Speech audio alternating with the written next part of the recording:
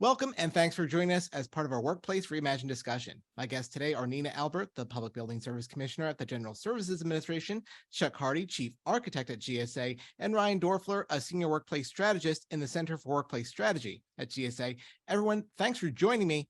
Nina, we'll start with you here. This has been a really dynamic topic. A lot has changed in the past year with the future of the federal workspace and the future of the federal workforce. Just given all of these changes that we've been tracking here, where do you see things going, and what's next for this really dynamic topic here? Yeah, thank you so much, Jory, and thank you for continuing to invite us to talk about what I think is really impactful to the daily lives and experience that federal employees have when they come into the office. I want to take just a short moment to look back and summarize what we've been through and also what we've been doing. The last year, I believe, was a period of what I call return to office. Different agencies were slowly dipping their toe in the water and asking employees to come back at whatever policy rates the agencies determined.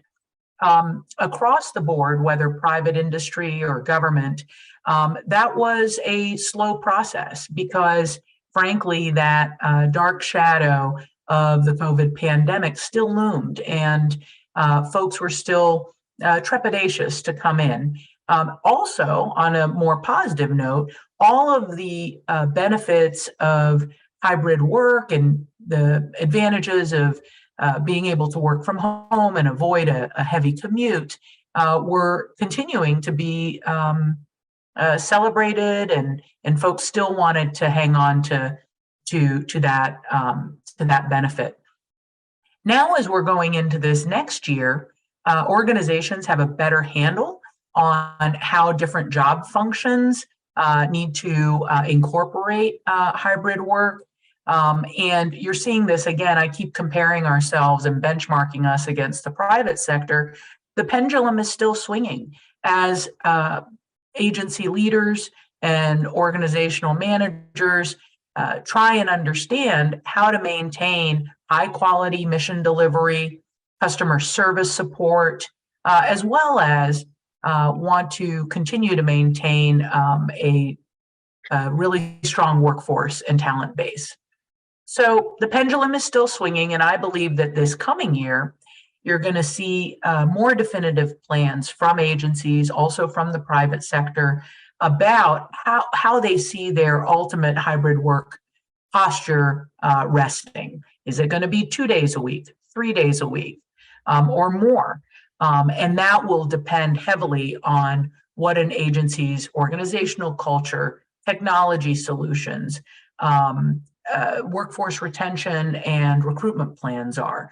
All of those things will factor into the decision making that agencies have for what the long-term hybrid posture is.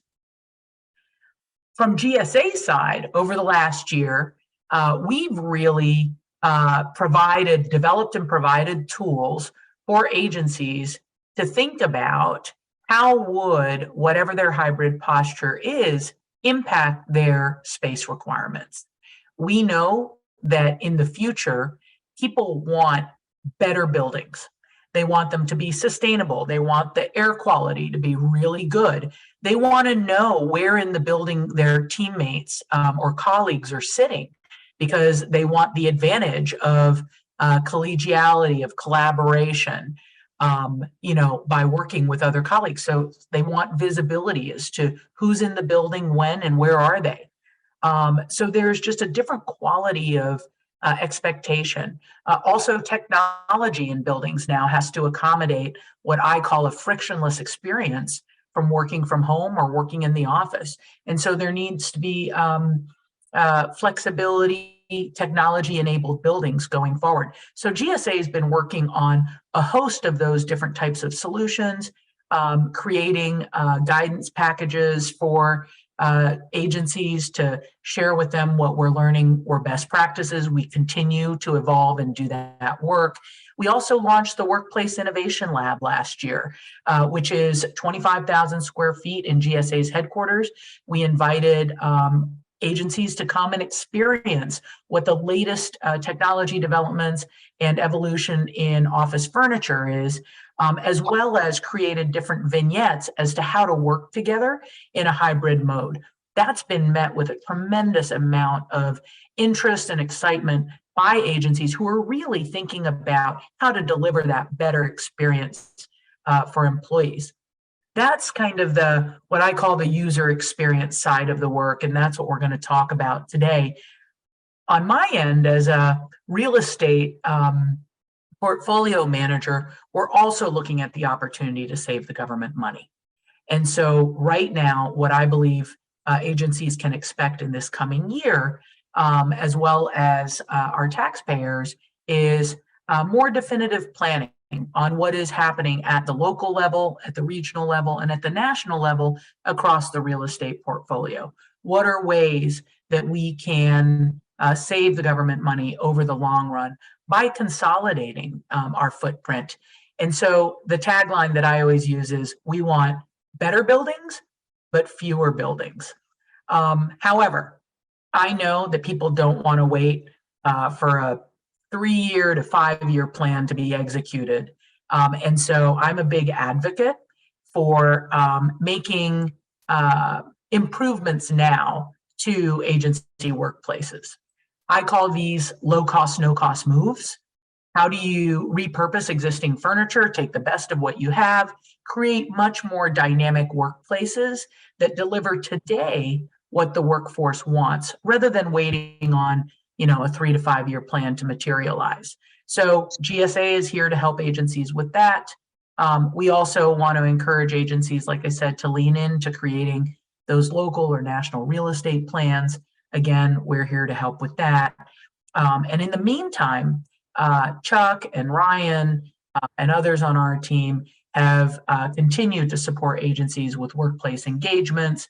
We're developing different tools that folks can use to do planning. And then they're going to share a really exciting pilot that we've launched to create federal co-working spaces in 7 markets across the United States, to really see how agencies respond to having truly highly flexible space and getting access to that. So I know I went on for a little bit, but I'm really excited about our agenda, and I hope that your viewers are as well. A lot of exciting things in the works here, Nina. You mentioned better buildings is really the focus here as well, making these workspaces that everyone wants to work in. As far as making sure that those buildings are retrofitted, are rehabbed the way that they need to, it seems like the Federal Buildings Fund is a real key to all this. Can you speak to a little bit more of what GSA is looking to make full use of that Federal Buildings Fund, and how that's key to everything that we're talking about here? Well, thank you so much for this question. As you know, agencies pay GSA rent. And the expectation for agencies is that we are reinvesting that rent into the maintenance of buildings. We this year, for the past 12 years, I should say, we've had about $1 billion, just shy of $1 billion, skimmed off the top of our appropriations. And so in this year's 24 budget request to Congress, we've asked for the FBF to be fully restored so that GSA is able to reinvest the full amount of rent back into buildings. People ask me all the time, they're like, well, if we're going to be downsizing, why do you need access to these funds? Well, over the past 12 years, we've had deferred maintenance that have been growing, and we believe that reinvesting in existing owned buildings that we know we're going to own for a long time. I mean, there's just some assets. I like to use the Executive Office Building or the Department of Treasury headquarters. I mean, that's the identity of the federal government in many ways. Those are extraordinary historic buildings that have just a real impact on the American identity. And so we should be reinvesting in those buildings. Now, does that mean that we could be divesting out of buildings that don't hold that same status or are no longer occupied to the same extent? Absolutely, we should be doing that work as well. But we need to continue being able to access the Federal Buildings Fund to do that renovation. Can I just say one thing? GSA has been an extraordinary leader in modernizing historic buildings. We have historic buildings today that have technology, that are sustainable, all these things that everybody looks at and says, oh, you can't do that with a historic building. We're proving otherwise. We have technology enabled, modernized, and sustainable historic facilities. So we need access to the money and able to deliver that and to really recruit federal tenants back into federal facilities rather than continuing to carry federal facilities and the cost of that, but leasing out of necessity because those federal buildings aren't up to the condition that they should be. All right. And then you mentioned that the pendulum is still swinging here, that this is something that, we have seen refined a little bit more recently, but a lot has changed in the past year. As we look at the next year and the year after that, and maybe a little bit further, how is GSA, skating where the puck is, so to speak, anticipating these changes and staying flexible, recognizing that a lot can change as policymakers are thinking about this future of the federal workplace? Yeah, we work very closely with our customers and we have a good ear to the ground. They are the user ultimately, and it's their individual missions as well as what their strategies are for their workforce and their workplace that drive the ultimate decision. But I like to think of ourselves as a thought partner. Let us give you, agency, the benefit of the research that we have, the knowledge that we have, both about how to support a hybrid workforce, as well as how to plan your real estate portfolios. I always like to say that consolidation is certain. It is not imminent. There is a long planning process to delivering new workplaces. I was advocating and still advocate for low cost, no cost moves, do things now that make the employee experience better. But over the long run, to move your portfolio to a more cost efficient portfolio, that takes time. So do the planning now. We can help you set a target, or what I call setting the goalposts. Make an assumption about what the most conservative approach to space is while that pendulum is swinging. Make an assumption what an aggressive space utilization would be for you as an agency. So once you set those goalposts, then we can help you make decisions as leases come due, as an agency is thinking about contracting in place. All of those things we can do, but setting that goalpost becomes a really helpful tool as people are making decisions about individual spaces in their portfolio. So that's my ask of agencies. Work with us. We can help you set these goalposts, and I think that that's one of the most effective tools to help folks navigate, even as policy changes or evolves. So I'm not as worried about that as I am establishing design principles for your agency, really getting arms around how you want to work. Those types of things we can work on now, and the real estate strategies will really become a lot clearer. Welcome back for more on our discussion with GSA on Workplace Reimagined on Federal News Network. Gentlemen, thanks for taking the time here. We heard recently from Nina Albert, the Public Building Service Commissioner, on this topic of the future of the federal workplace. What kind of feedback are you guys getting from federal employees and federal agencies about their office-based needs, given this really dynamic change in things? We're seeing more employees come back to their headquarters level offices, things of that nature. But what are you hearing from folks? Yeah, I can take that one, and thanks for having us back. There's a lot of movement in this area, and it's good to be back to talk about it a little bit. So overall, we're keeping our ear to the ground, as Nina noted, in a number of ways to collect feedback from federal agencies, frontline leaders, real estate decision makers across the industry. And generally speaking, what we're receiving is less about the design of federal office space and more about what hybrid work looks like for their organizations. I always say, someone once said, the Stone Age didn't end because we ran out of stones. It ran out or changed because of new tools, new innovations, and new things. And we're in that same kind of space where we're not seeing a new chair or a new desk, but we're seeing new ways of working and new things to do. And so watching and seeing how people are using things, which is what our will does, but starting to learn that way. And for the last few years, many employees have been used to working at home and a significant portion of their work week, and they've customized those locations to suit their needs. So you're talking about tailoring the acoustic quality of space, the thermal comfort, the lighting, and the degree of stimulation from their surroundings. And so their expectations coming back to the office are increased to have that same kind of flexibility, that same kind of customization. And workplace now has become, because of that, super hyper localized. And so us as designers and planners need to start to respond to that. When a federal agency reaches out to GSA for their workplace engagement services, we're seeking to understand the nature of that customization, and of course how the work is being accomplished and how the mission is being accomplished, and bring that all together in a solution, co-creating it with our customers. And from this, we can co-create those workplace strategies. This can improve their employees' workplace, improve retention, recruitment, all those kind of things that Nina spoke about. But in reality, just bring everything together to make it a more effective solution for accomplishing the mission and for serving the employees and the taxpayer. This allows us to create in-office workspaces safe, healthy, empowering, sustainable. It also allows us to find ways to ensure that hybrid work experience is equitable for those located in their out-of-office workplace as well as in the office. And so ultimately, it's getting agencies and their missions to drive us and our services to help meet their needs, to become that trusted advisor.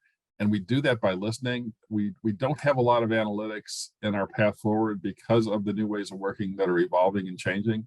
So we really need to act now, watch, and we've created surveys, we've created feedbacks, we've created workplace engagements where we're seeking out that feedback to find out what's working, what's not, as people are moving forward and acting now. So that's kind of where we're at, but it's in the very beginning stages of recreating that database on workplace analytics. All right. And Nina mentioned this in the first segment here, but there's been some pilots in the works with federal co-working spaces across the country as we still continue to look at this hybrid work environment for most of the federal workforce. Can you guys unpack a little bit more of that detail there, where the pilot is currently and what the expectations are for these federal co-working spaces? Yeah, I can take that one. So we need to remember our first pilot was actually a workplace innovation lab that we launched, of course. And what it also does, in addition to showcasing different furniture and technology solutions for agencies to experience, what it also does is it allows our federal agency employees to co-work and try it out as well. Using the lessons that we've learned from that, we've also created 2 other co-working offerings.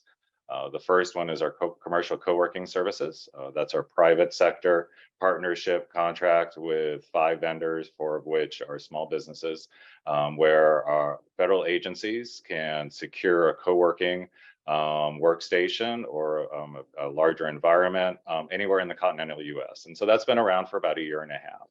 The one we're really excited about, of course, is our new 6 federal co-working locations that are available now. They're located in, and Chuck, please correct me if I forget any of these, Chicago, Kansas City, Tacoma, Denver, Philadelphia, and I know I'm missing one more as well, right off the top of my head. So each of those 6 locations are available for any federal agency can reserve a spot. And this is in our federal buildings, actually where our GSA offices are at, regional offices are at. So we're able to use our regional offices, the space that we have, repurpose it in a way that other federal agencies can access it in a secured manner. So you're still going through federal building security. The best way to learn more about those co-working locations is actually go to our website at gsa.gov/workplace, where it has lots of details about all of our other offerings, but including also the federal co-working solutions locations. What's also nice about this is each location, because we repurposed our these locations, our GSA offices, to become co-working environments, each one's a little bit unique in that To, let's say, I believe Denver and San Francisco, those locations may have a place where let's say there's a gym or a fitness center accessible in the building. Other locations may have access to, let's say, an auditorium or larger meeting spaces. This is really nice for a couple reasons. First one is that for those federal agencies that are looking at leveraging co-working or shared space at a national level, what I'd like to do is encourage them to encourage their employees to try it out in multiple locations. It's not like they have to limit themselves just to one. They can sign up for all 6, use the space, try it out, give us feedback, and that allows us to, which is the other benefit, it allows us to further hone the offerings at other locations in the future, but also gives those agency leaders a really good sense of which aspects of the workplace are important for their employees and will really entice them to come in or act as a magnet for collaboration, if you will. And the very nice thing about this from the federal agency perspective is that these are the employees, federal agency employees can use these for free at no cost. The exchange, of course, is what we want to do is get their feedback. We want to hear from them either through the surveys when they exit the location, they leave for the day, or in focus groups. We really want to hear from them at each of those locations, as well as, of course, the real estate leaders on how well it worked, so we can provide co-working services on a much broader scale and in a much more efficient and effective manner. And just to add on that a little bit, as Ryan noted, these are 6 different locations, but it also demonstrates what Nina was talking about of low cost, no cost changes. We have the wheel where we're testing out new furniture and new ideas, new product. But in these 6 locations, we repurposed what was there. And so these are 6 examples of what you can do with the furniture and the technology you already have in place. And so you can come and look at these and see different solutions, 6 different solutions for the 6 different contexts these are in. And again, as he noted, on the amenity side, you have Tacoma and Denver, they've got bike rooms and showers, and Kansas City and San Francisco and Chicago have gyms. And we really want that feedback to find out, is this worthwhile or not? We're getting super positive feedback from the folks that are using it already. Some of the things are pointing toward location is important. Those that are driving past another work location to get to a co-working facility said they wouldn't do that in a normal workday. They just wanted to go there and try it out. So we're starting to make some of those kind of connections that location matters, the amenities and how things are set up.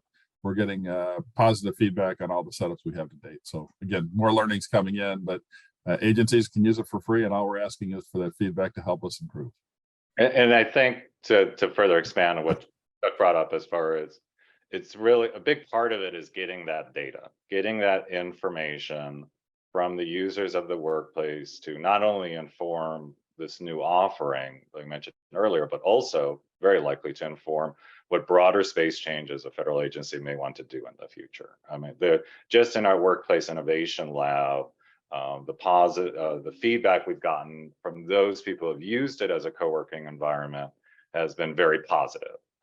Some statistic feedback I'd like to just read off camera really quickly, which I think might be really useful, is that during the 6-month period, and we collect data over time as far as usage and statistics, from the February to July time period, very recently, we had over 1,200 registered users of the Workplace Innovation Lab just registering to use that location.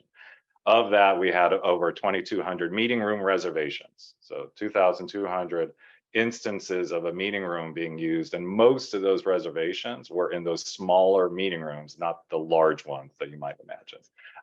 Roughly about 2,400 individual desk reservations. And those reservations allow us to map which types of workstations were more popular, which could in turn inform which types of work standards an agency may want to consider in the future as far as deploying across their national portfolio. We had over 200 tours and with 4,000 federal employees. But one of the really neat things about this one is throughout the Workplace Innovation Lab is a number of occupancy sensors where we're collecting basically over 1,000 data points every 10 seconds throughout the entire thing that allows us to measure in real time the occupancy of each of those workstations and those meeting rooms and the zones and all that kind of thing, which gets back to what Nina mentioned in the earlier segment about goalposts.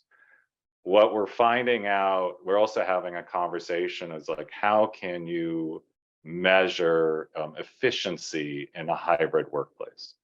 Pre-pandemic, people are coming into the office quite a bit. Maybe for many organizations, they work from home. Their employees work from home, let's say 1 day a week or so. Okay. Utilization rate was a good solid way of measuring efficiency, which is essentially taking the total amount of area, dividing it by the number of personnel that are in that building. With increased hybrid work or increased telework of the organization, that metric, the utilization metric, starts to break down a bit. You're not taking into account the occupancy levels that might be occurring in that building. So if your organization, let's say that the workforce is coming in only 2 days a week, the metric that you're using of total square feet by number of people, it's going to be way off, and it's really not going to tell you how efficiently it is. So that's one of the things that we're working on now, is coming up with a much more accurate way of defining, calculating that goalpost and defining what we think that goalpost should be, so federal agencies can say, okay, this is a good metric for utilization.